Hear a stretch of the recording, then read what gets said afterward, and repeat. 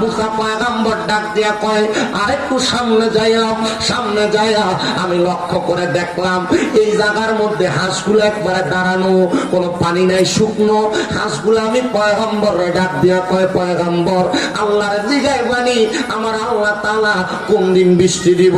মুসা পয়গম্বর সামনে যাইয়া তুর পর্বতে আমার আল্লাহর জিগায়, আল্লাহ হাঁসগুলা জিজ্ঞাসা করছে কখন বৃষ্টি দিবা? আল্লাহ কয় সর্বনিম্ন 3 বছর বৃষ্টি হবে না।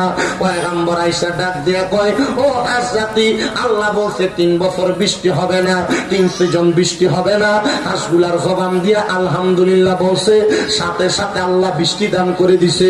মুসা পয়গম্বর কয় হাঁসগুলার সামনে আমি শর্মিন্দা হয়ে গেলাম।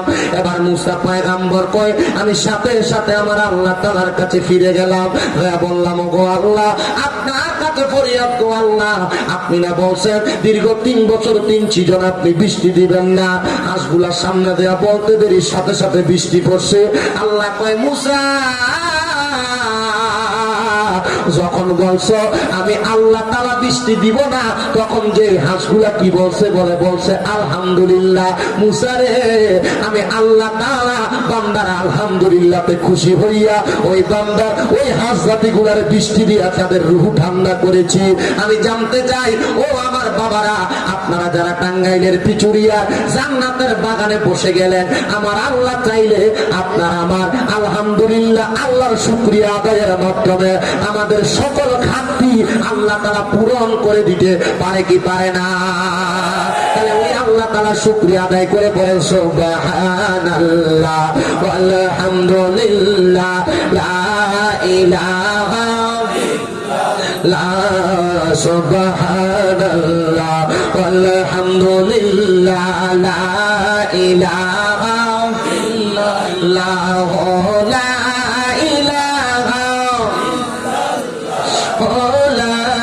ইলাহা ইল্লাল্লাহ সুবহানাল্লাহ ওয়ালহামদুলিল্লাহ লা ইলাহা ইল্লাল্লাহ ছাড়া মাবুদ নাই, আমার নবীজি ছাড়া উপায় নাই, বলেন আল্লাহ ছাড়া মাবুদ নাই, আমার নবীজি ছাড়া উপায় নাই।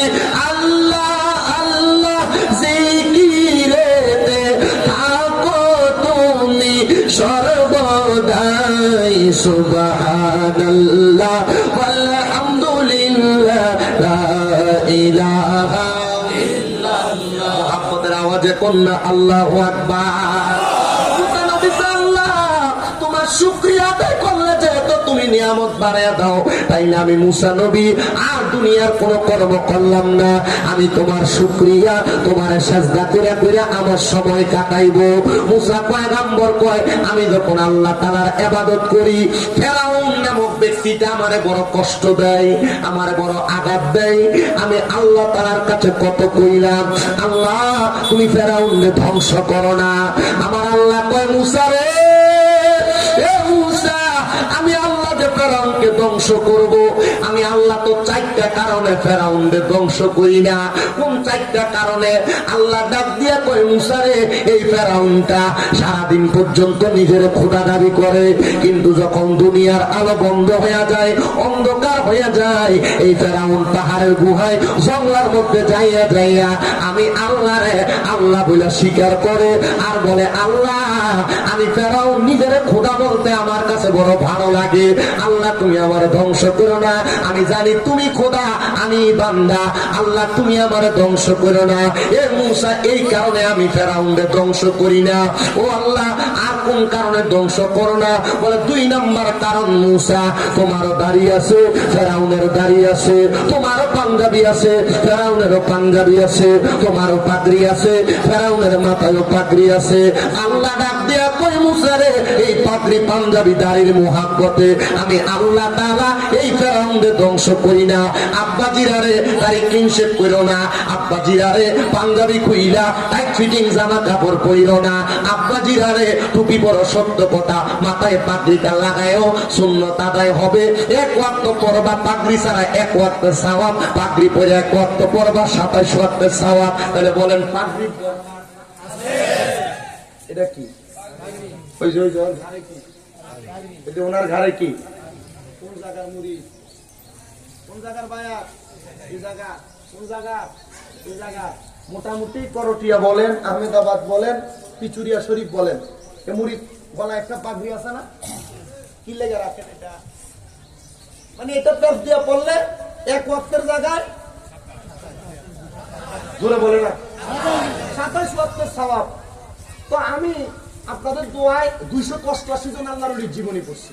কত? 288। আর 25 জন নবী রাসূলের জীবনী প্রথম থেকে শেষ পর্যন্ত পড়ে শেষ করছি। পড়ার পর দেখলাম সব নবী রাসূল যারা, ওনাদের গলার ভিতরে এমন একটা রুমাল থাকতেন। কি থাকতেন? কেন? যখন যে জায়গায় নামাজের ওয়াক্ত, তখন সে জায়গায় রুমাল বিছানো, এটাই নামাজের মুসল্লা।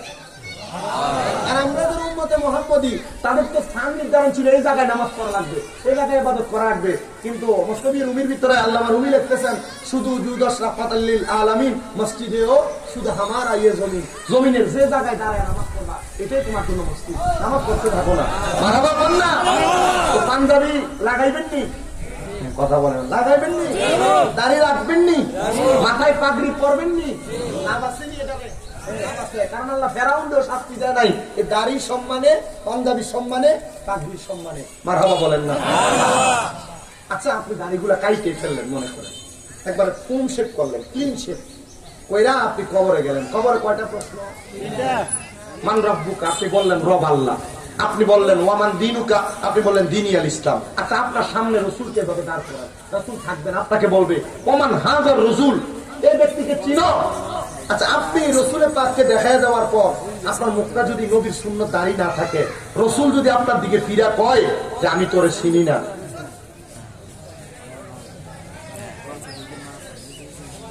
উপায় আছে?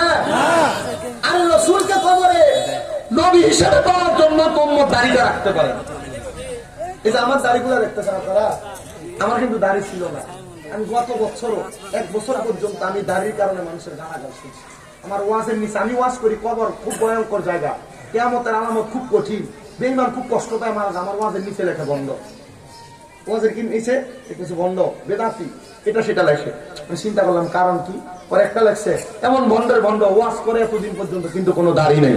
আচ্ছা, আমি আরে কিভাবে বুঝাবো আল্লাহ আমার দাড়ি এখনো দেয় নাই? আমি পরে যে ব্যক্তি আমার লাগছে বন্ধর বেদাতি, এত বছর ওয়াজ করে, মুখে দাড়ি নাই, পরের প্রোফাইলে ঢুকলাম, দুইটা দেখি এর মুখ ক্লিন শেপ করে। এক গুছা ব্যক্তি আরেক গুছা ব্যক্তি বলতেছে সোজা হয়ে দাঁড়া। ঠিক না? আসে না এই জাত মানুষ? দেখবেন যে এর কোনো কাম নাই, চা দোকানে বৈশা বৈশা এ ভালো না, এ ভালো না, এ খারাপ, এইটা করে, ওইটা করে, এ সেটা করে। এমন গীবতকারী আছে না নাই? মনে রাখবেন, বেশি উপরে কথা নয়। আল গীবাতু আশাদ্দু মিনাজ জিনা, আল গীবাতু আশাদ্দু মিনাল কতল। দুইটা ব্যক্তি, এক নাম্বার যে ব্যক্তি গীবত করে, এই গীবত হলো জিনা করার চাইতে নিকৃষ্ট গুনাহ তার আমলনামায় হয়। আর এই গীবত কতল করলে, একটা মানুষকে জবাই করে দিলে যে গুনাহ হয়, একজন একজনের নামে ছোট্ট একটা গীবত করলে সেই গুনাহ হয়।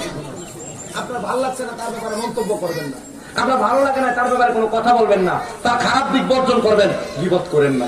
আপনি গীবত করবেন, রাসূলের পাকের হাদিস করে দেখলাম নবীজি বলতেছে, এই গীবত করার কারণে একটা ব্যক্তি যেন তার মৃত ভাই, এই ভাইয়ের গোশত কামড়ে খাইতেছে।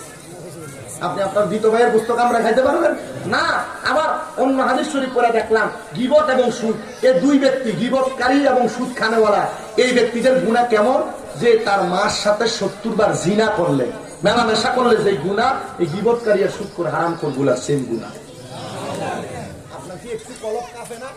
চিন্তা করতেছে, হুজুর কলব কাঁপবে? কি বলেন হুজুর, আমি তো 10 লাখ টাকা ব্যাংকে এফডিআর করে রাখছি, কবর এমন পিটান পিটাইবো। হুজুর, আমি তো আমার সন্তানের ভবিষ্যতের কথা চিন্তা করে একটা ডিপিএস করে রাখছি, মাইকটা কি কবরে কম হবে না বেশি? এটা ন্যাশনাল বাবাটার এইভাবে সেভাবে খাওয়াচ্ছে, কিন্তু সুদ, কথা বলেন না কেন? সুদ না, সুদ। আর একটা সুদ দেখবেন, এখন আর বেটা মানুষ খায় না, এখন বেরিয়েতে খায়, এলাকায়। সুদের জন্য যদি বলে যে তুমি সুদে টাকা লাগাও, না লাগাই না, শাশুড়ির কাছে তার বোন দিছিল কটা টাকা দেওয়ার জন্য, দেখ না একটু দেখে, এখন 1 লাখে বছরে 30,000 টাকা সুদ দেওয়া লাগে। এমন সুদখোর আছে না নাই? আচ্ছা, এরা কি জানে না এটা যে গুনার কাম? জানে, তবুও করে। কারণ কি? এটা ভালো লাগে।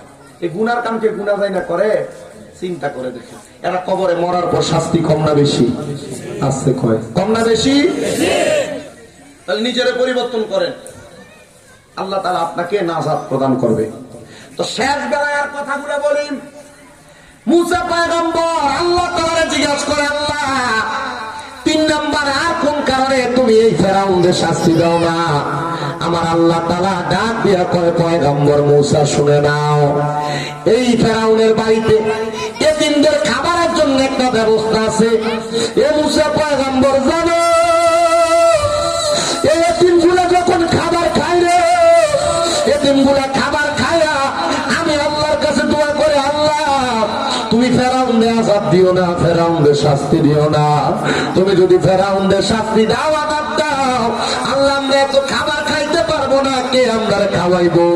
আল্লাহ তুমি এই কারণে ফেরাউনদের আযাব থেকে মুক্ত করো। আল্লাহ কয়ে, মুসা এই 3 নাম্বার কারণে আমি ফেরাউনদের আযাব দেই না, ফেরাউনদের ধ্বংস করি না।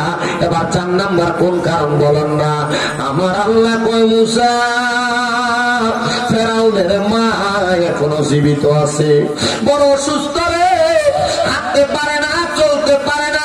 এ মুসা, ফেরাউন যখন তার মারে নিজ হাতে গোসল করায়, ফেরাউন যখন তার মারে নিজ হাতে খাওয়ায়, ফেরাউনের মা আমার আল্লাহ কাঁদি আল্লাহর কাছে হাত বাড়ায় দোয়া করে, আল্লাহ আমার ফেরাউন আমার এত যত্ন করে, এত আদর করে, তুমি আমার ফেরাউন রে আযাব গজব দিয়া ধ্বংস করো না।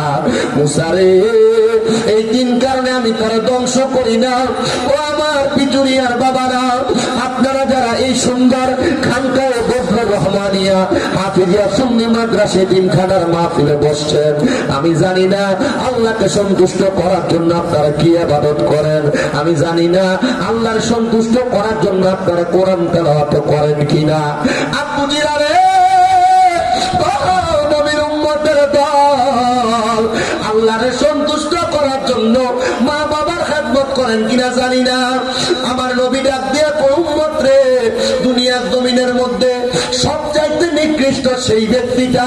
নবী গো, কোন ব্যক্তিটা? হয় সাখাতুর রাব্বি ফি সাখাতিল ওয়ালিদাইন, যে তার মা বাবার কষ্ট দিয়ে আমার আল্লাহর কষ্ট দিছে। আপনি আপনার মা বাপরে ভাত দেন না, মা বাপরে খাওয়ান না, এমন অনেক সন্তান আছে ভাইয়ে ভাইয়ে ঝগড়া করে মা বাপরে জুদা করে দিছে। এমন অনেক সন্তান আছে বউ কথার কথায় বলছো, তোমরা 2-3 ভাই, তুমি কেন একা তোমার মা বাপরে ভাত খাওয়াও? বউয়ের কথা শুনে মা বাপরে জুদা করে দিছে, মা বাপরে খানা খাওয়ায় না। এমন অনেক সন্তান আজকের মাহফিলে হয়তো বসে গেছেন। সন্তান, তুমি কি ভুলে গেছো আল্লাহর নবীর কথা? রাব্বি ফি রিদাল ওয়ালিদাইন, আম্মা আব্বার সন্তুষ্টিতে আমার আল্লাহ সন্তুষ্ট হয়ে যায়। কেউ যদি ওই মা বাপরে ভাত না দিয়া থাকো, কেউ যদি ওই মা বাপরে জুদা করে দিয়া থাকো, কেউ যদি ওই মা বাপরে ধমক দিয়া থাকো, সন্তান দেখ তোমার পাগুলো আমার সামনে দাও, আমি শামীম রাজার দিব্যা লাগাইয়া দিয়া তোমার পাও পরিষ্কার করে দিব। শুধু আদা করবা, এখান থেকে বাড়িতে যাইয়া মার পায়ে ধরবা, বাবার পায়ে ধরবা, আম্মা আব্বার পায়ে ধরে বলবা, মা ও আব্বা আমার আল্লাহ রক্তে মাফ করে দেন। যতক্ষণ পর্যন্ত তোমার মা বাবা মুখ দিয়া বলছে তোমার মাফ করে দিছি, ততক্ষণ পর্যন্ত মা বাবার কদম ছাইরো না। কারণ মা বাপ যদি মাফ না করে, স্বয়ং আল্লাহ তোমার মাফ করবে না। মা বাবা যদি তোমার ক্ষমা না করে, স্বয়ং আল্লাহ তোমার ক্ষমা করবে না। ও সন্তান, অনেকে চিন্তা করে, হুজুর যাদের বাড়িতে বাবা আছে তারা বাড়িতে যাইয়া বাবার পায়ে ধরে মাপ চাইবো, আমার তো আব্বা নাই, আমি কার পায়ে ধরে মাপ চাইবো? অনেকে চিন্তা করে, হুজুর যাদের বাড়িতে মা আছে তারা বাড়িতে যাইয়া মার পায়ে ধরে মাপ চাইবো। সন্তান, অনেকে চিন্তা করতেছে, হুজুর আমার তো বাড়িতে মা নাই, আমি কার পায়ে ধরে মাপ চাইবো? ও সন্তান, ওই মা বাপ যদি কবরে থাকে, কিছুক্ষণ পর আখিরি মুনাজাত হবে, আল্লাহ দরবারে হাত বাড়াইয়া দিবা, আল্লাহ রব্বির হামহুমা কামা রব্বায়ানি সগীরা। আমার নবী জানায়া দেয় উম্মতের দলেরা, দুনিয়াতে কোন সন্তানের মা মারা যাওয়ার পরে, বাবা মারা যাওয়ার পরে, ওই সন্তান যদি এই দোয়াটা কইরা চোখের মণিকোঠার মধ্যে একটা মাটির মাথা পরিমাণ পানি চাইরা দিয়া কান্না করে, ওই পানি মাটিতে পড়ার আগে আমার আল্লাহ তার মা বাবার জীবনের গুনাহ মাফ করে দেয়। ও আমার আজকে পিচুরিয়া শরীফের বাবারা, আপনারা যে জান্নাতের বাগানে বসছেন, হয়তো অনেক সন্তান সন্তান বসতে, হুজুর আমার মা আমার বাবা আমারে বড় কষ্ট করে মানুষ করছে, নিজে না খাইয়া মা খাওয়াইছে। হুজুর এই রমজান মাসে সাহারির সময় ভোরবেলা আমার মা আমার ডাইকা ডাইকা উঠাইছে। হুজুর এখন ভোরবেলা খাবার খাইতে উঠি, কিন্তু মা জননীর চেহারা দেখি না। মা অন্ধকার কবরে, সন্তান বইলা গেছো। সামনে যে ঈদের দিন আসবে, ঈদের সময় কত নতুন জামা কাপড় তোমার মা বাপ তোমার কিনা দিছে। এমন অনেক মা বাবা নিজে কোনো নতুন জামা কাপড় পরে নাই। যদি প্রশ্ন করছে, মা আপনি যে নতুন কোন জামা কাপড় পরেন নাই, আব্বা পুরান লুঙ্গিটা পরে ঈদের ময়দানে যাইতো। ও আব্বা আপনি যে নতুন কোন জামা কাপড় পরেন নাই, আব্বা বলতো রে সন্তান আমার কি আর এখন ঈদের বয়স আছে নাকি? আব্বা অভাবের কথা বলতেন না, অল্প কিছু টাকা থাকলে টাকা দিয়ে আপনি সন্তানকে নতুন জামা কাপড় আপনার বাবা কিনা দিছে। এখন আপনার কাছে টাকার অভাব নাই, আপনি আপনার আব্বারে 500 টাকা দিয়ে কিনে একটা লুঙ্গি পরাইতে পারেন না। আব্বা যান অন্ধকার কবরে, এ সন্তান তোমার এত লাখ টাকা কি খাইবো? এই সম্পদ থাকতে মা বাবার মতো রত্নটারে যত্ন করলা না। সন্তানের দল তোমার আম্মা বড় কষ্ট করে মানুষ করছে। ইফতারের সময় সুন্দর সুন্দর ইফতার তোমার সামনে থাকে, কত মানুষ তোমার ইফতার গুলা মুখে দেয়, কিন্তু তুমি তোমার মার মুখে ইফতার তুলা দিতে পারো না। দিবা কেমনে? তোমার মা দুঃখিনী অন্ধকার কবরে। সন্তানের দল আল্লাহর কাছে শুধু খাপ কইরা কইরা দোয়া করবা, আল্লাহ আমার মা কবরে, আমার বাবা কবরে, আল্লাহ আমার মা বাবার কবরে জান্নাতি নিয়ামতের ব্যবস্থা করে দেন। সন্তান তোমার নেক দোয়ার কারণে আল্লাহ তোমার মা বাবার কবরে জান্নাতি নিয়ামতের ব্যবস্থা করবে। আমি জানি না রে ওই নিয়ামত পাওয়ার জন্য কত সন্তান জানি অপেক্ষা করে। রাহমাতুল লিল আলামিন নবী বলে, ও দুনিয়ার উম্মতের দল, কোন সন্তান যখন তার মার জন্য বাবার জন্য দোয়া করে রে, আমার আল্লাহ তাআলা ওই সন্তানের দোয়ার বরকতে তার মা বাপরে নাজাত দান করে দেয়। কেমন নাজাত দেয় জানো রে পিছুড়িয়ার বাবারা? সমুদ্রের মধ্যে ডুবে যাচ্ছে একটা ব্যক্তি, তার যদি নৌকার মাধ্যমে উদ্ধার করা হয়, সেই ডুবন্ত ব্যক্তি যেমন খুশি হয়, মা বাবার জন্য সন্তান দোয়া করলে এমন খুশি হয়। হায়রে কে জানি এমন মা বাপরে আলাদা করে দিয়ে রাখছে। তোমার কাছে টাকার অভাব নাই, মা বাপরে খাওয়াইতে পারো না, অনেকের মা বাপ কবরে। সন্তান মা বাপ যদি বাইচা থাকতো, মাসে যদি তুমি 1000 টাকার ফল কিনা খাওয়াইতা, 12 মাসে 12,000 টাকা মা বাবার পেছনে তোমার খরচ হয়ে যাইতো। আর ওই মা বাপ যদি বাইচা থাকতো, মা বাপরে যদি ভাত খাওয়াইতা, যদি তোমার মাসে 2000 টাকাও মা বাবার পেছনে খরচ হইতো, 12 মাসে 24,000 টাকা মা বাবার পেছনে খরচ হয়ে যাইতো। এ সন্তান ওই মা বাপ দুনিয়ার টাকা পয়সা ধন সম্পদ তোমার কাছে চায় না। তোমার বাড়ি দিয়া গেছে, খেতে জায়গা দিয়া গেছে, ওই জায়গা সম্পদ তুমি ব্যবহার করো। তোমার মা বাপ যদি তোমার এই সম্পদ না দিয়া যাইতো, সন্তান একবার চিন্তা করে দেখো, তাইলে তুমি ভাড়া থাকলে মাসে যদি 5,000 টাকা বাড়ি ভাড়া দেওয়া লাগতো, 12 মাসে তো 60,000 টাকা ভাড়া দেওয়া লাগতো। মা বাপ এগুলা কিছু চায় না। মা বাপ কবরে তুমি সন্তানের কাছে দোয়া চাই, দোয়া করবা দোয়া বলে, হুজুর আমার মা কবরে, বাবা কবরে, মা বাপ কবরে কেমন আছে আমি জানি না। হুজুরের এই মাদ্রাসাটা এত সুন্দর, জান্নাতের বাগান, কোরআন সুন্নাহ শিক্ষা দেওয়া হয়। এই জান্নাতের বাগান মাদ্রাসার দ্বিতীয় তৃতীয় তলার ছাদ ঢালাইয়ের সময় নাকি প্রায় 10, 10.5 লক্ষ 11 লক্ষ টাকার কাছাকাছি খরচ। আমি শুধু কয়েকজন সন্তান চাইবো। মাহে রমজান মাস আল্লাহ তাআলার কাছে বান্দা পাক পবিত্র হওয়ার মাস, মা বাপরে যেন আল্লাহ তাআলা ক্ষমা করে দেয়। একজন সন্তান শুধু বলবেন, হুজুর আমি 50,000 টাকা আমার মা বাবার সম্পদের অংশ থেকে এই মাদ্রাসার জন্য দান করে দিব। আছেন নাকি একজন সন্তান শুধু হাতটা বাড়িয়ে বলবেন, হুজুর আমি 50,000 টাকা আমার মা বাবার সম্পদের অংশ থেকে পড়ছে বারে বারে। বাবা তুমি কেমন আছো ছোট্ট মাটির ঘরে, তোমার কথা হৃদয় মাঝে পড়ছে বারে বারে। বাবা গো ও বাবা